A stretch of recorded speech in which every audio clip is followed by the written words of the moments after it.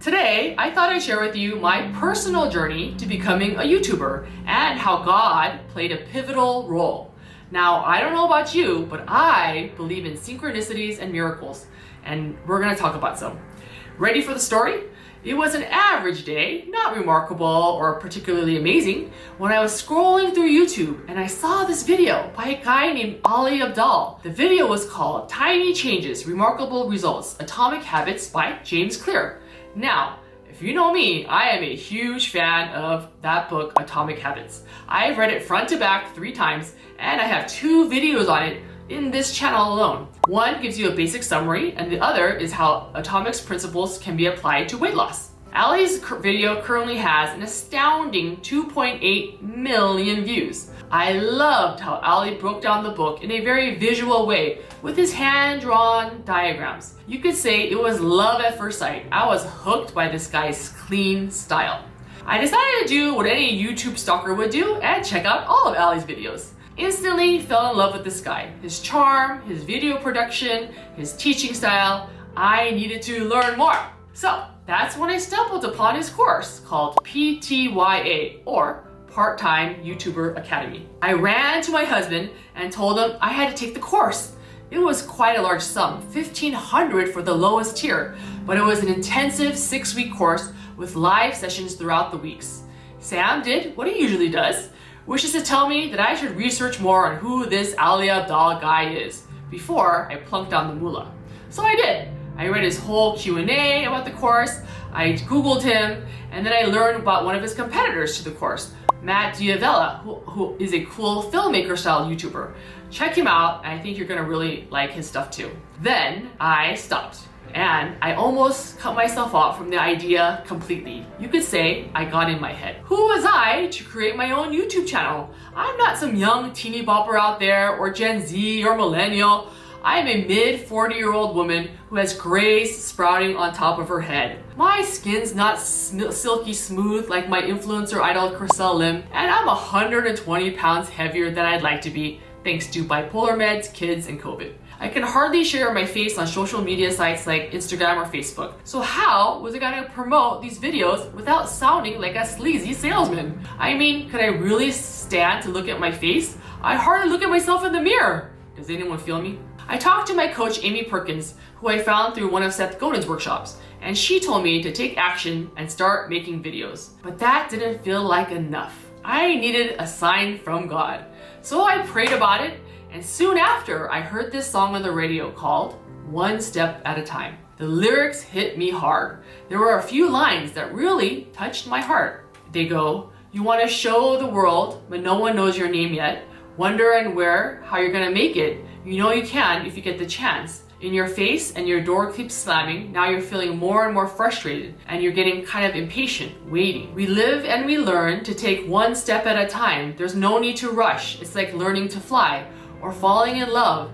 It's gonna happen when it's supposed to happen. Then we find the reasons why, one step at a time. Now, this was the sign I needed. It told me to not get overwhelmed by looking at the big picture, but to trust the process and to take things one step at a time. So I dedicated myself to that course. I made all the sessions and I gained tons of knowledge on the ins and outs of starting a YouTube channel from one of the best in the business. Check out Ali Abdaal's channel. There's so much good stuff in there. He's great at tech reviews, book reviews, and productivity tips. He also gives great advice on how to start a YouTube channel for free. Ali promised that if you stick to making 1 main video and 2 shorts a week, your life will dramatically change in 2 years. That's a pretty bold statement, am I right? I'm now 1 year into it, and I can honestly say I've learned leaps and bounds about scripting, video editing, and even marketing. My channel has evolved from just book reviews to things I want to experiment on, like cozy things to wear, Amazon finds, and even AI-generated avatars. If you follow my shorts feed, you'll notice that I create lots of shorts on relationships and God. These topics are not covered in my main videos, which mostly deal with books, self-development, and mental health. You can say I like sharing with you different topics I'm passionate about. One time, I asked a former pastor friend, how does God speak to you? Because for a while, I will get these messages from God through reading books. When I asked the spiritual man this question, he quickly replied, how does God speak to you? There are endless ways. Why limit him to just books? Wow, that blew my mind. He was right. It could be through a song, a book, or even a greeting card. A little quirk of mine is that I go to Target and pick out cards that speak to me. I believe God or the Holy Spirit directs me to those cards and that He's sending me these little love messages directly to me. Call me crazy, but that's my jam. I'm reading a book right now called The Power of Awakening by the late Dr. Wayne Dyer, and I was underlining most sentences and bookmarking almost all of the pages. I'll leave that for another post, but for now, I just want you to know that about 4 years ago, I had a spiritual awakening where I had stopped all the destructive behaviors going on in my life, and I came clean. Since then, I've become more of an attentive parent, a more disciplined person, and who could have guessed it, a YouTuber. I believe God put me on this planet to share my stories with you so that I can inspire you to take that leap of faith and become more open to. It's scary at first, especially when you see that you only have 3 people who watched a video that you took 10 hours to create. Typically, the views are from my sister, my childhood friend, and my husband.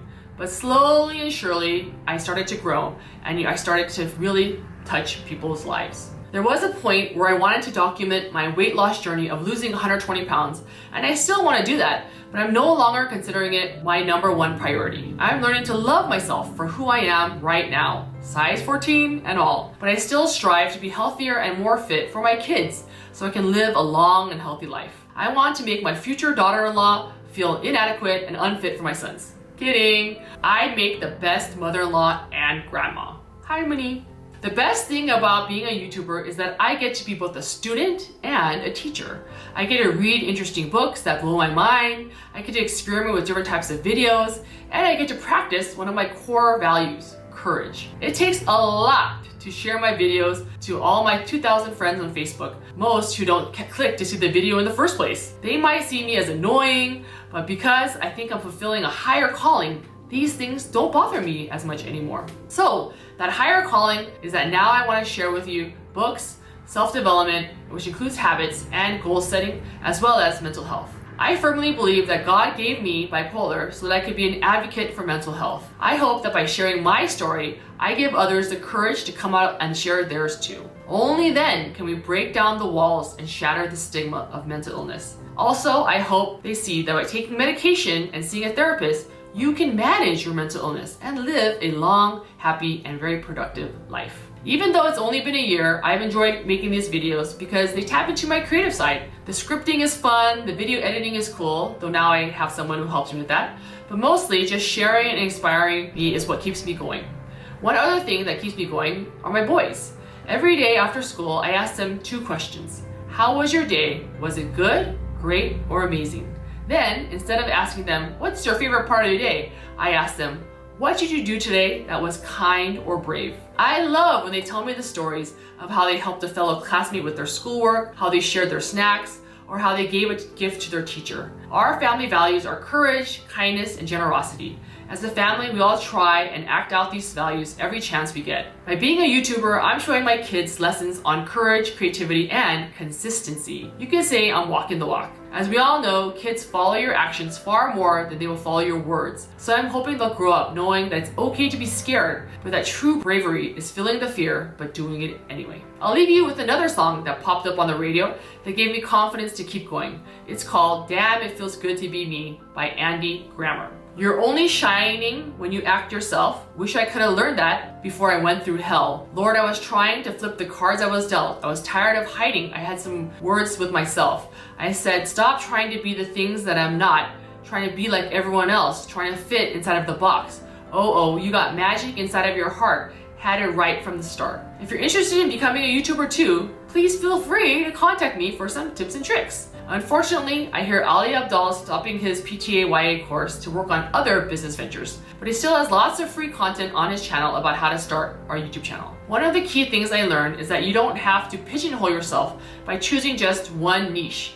Experiment, and then you'll find your own voice. I'm still doing that right now, but it's a fun ride and one that I don't want to get off. Well, that's it for me today. If you'd like to watch my #1 video of all time, which is about what it's like to be bipolar, please check that out. It's a vulnerable topic for me, but I'm happy to share my mental health story. I love what Brene Brown says about vulnerability. Vulnerability is the birthplace of love, belonging, joy, courage, empathy, and creativity. It is the source of hope, empathy, accountability, and authenticity. I love that word. If we want greater clarity in our purpose or deeper and more meaningful spiritual lives, vulnerability is the path. Damn, that woman is wise. Thank you for being on this journey with me, and so long.